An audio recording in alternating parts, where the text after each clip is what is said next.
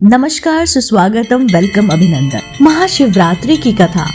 दोस्तों, अगर आप भी महाशिवरात्रि का पर्व मना रहे हैं और आप जगराता करने का सोच रहे हैं तो ये कहानी सिर्फ और सिर्फ आपके लिए है। दोस्तों, आज के इस कहानी में हम आपको बताएंगे शिव और बैलगाड़ी। दोस्तों, कुछ 300 साल पहले की बात है। कर्नाटक के संदूर दक्षिण क्षेत्र में अपनी बूढ़ी माँ के साथ एक योगी रहते थे। उनकी माँ काशी जाना चाहती थी ताकि वे विश्वनाथ जाकर शिव की गोद में अपने प्राण त्याग सकें। इसके अलावा उनके अपने जीवन में उन्होंने अपने बेटे से कभी भी कुछ भी नहीं मांगा था। उसने कहा, मुझे काशी ले चलो, मैं बूढ़ी हो रही हूँ, मैं वहां पर जाके अपने प्राण त्याग दूंगी।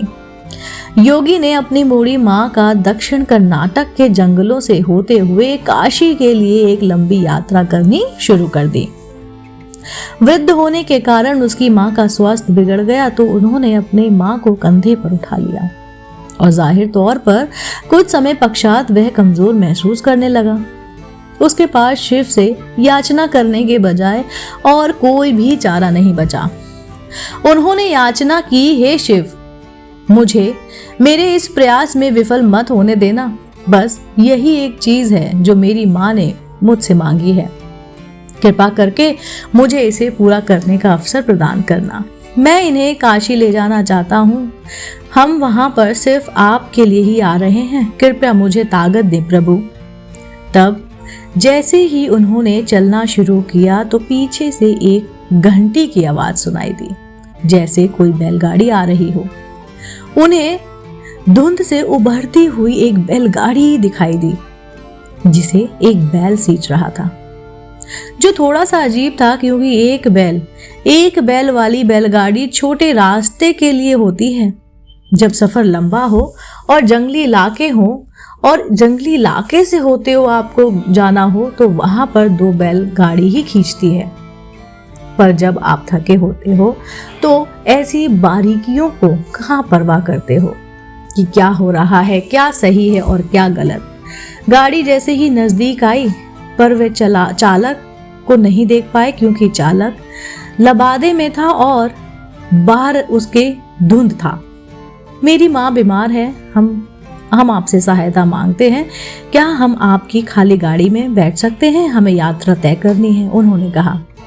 अंदर बैठे व्यक्ति ने सिर हिलाकर कहा, हाँ।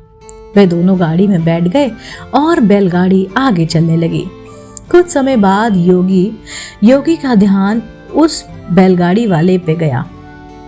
कुछ समय बाद योगी का ध्यान इस ओर गया कि जंगली रास्ता होने के बावजूद भी बैलगाड़ी बहुत ही आसानी से आगे बढ़ रही है। तब उन्होंने नीचे देखा और पाया कि पहिए घूम ही नहीं रहे हैं, वे रुके हुए हैं पर गाड़ी आगे बढ़ती जा रही है। तब उन्होंने बैल की तरफ देखा और पाया बैल बैठा हुआ था पर बैलगाड़ी चल रही थी। तब उन्होंने चालक की ओर देखा और पाया कि वहां सिर्फ लबादा ही था। उसने अपनी माँ की ओर देखा। माँ ने कहा, अरे पागल, हम पहुंच गए, अब कहीं और जाने की जरूरत ही नहीं है, यही तो वह जगह है, अब मुझे जाने दो। इतना कह के माँ ने शरीर छोड़ दिया।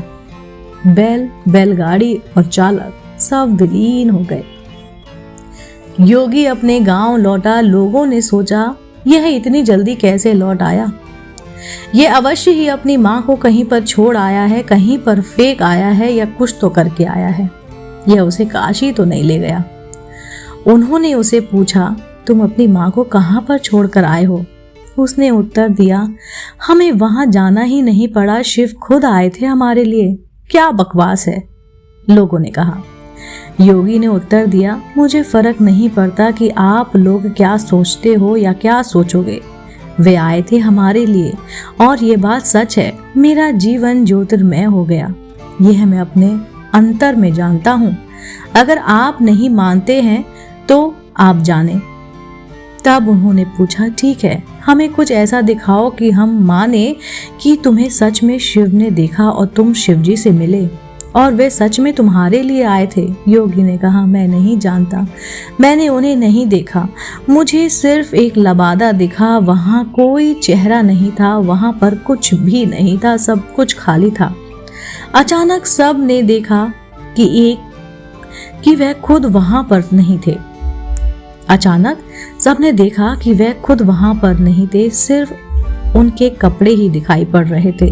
वह दक्षिण भारत के महान संत बने। जहां भी वह जाते लोग उन्हें बिना चेहरे वाले योगी के रूप में जानते थे।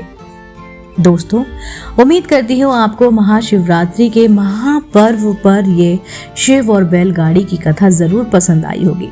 ऐसे ही धार्मिक पौराणिक कहानी कथाएं सुनने देखने के लिए आप जुड़े रहिए आपके अपने पसंदीदा YouTube चैनल से। मैं फिर से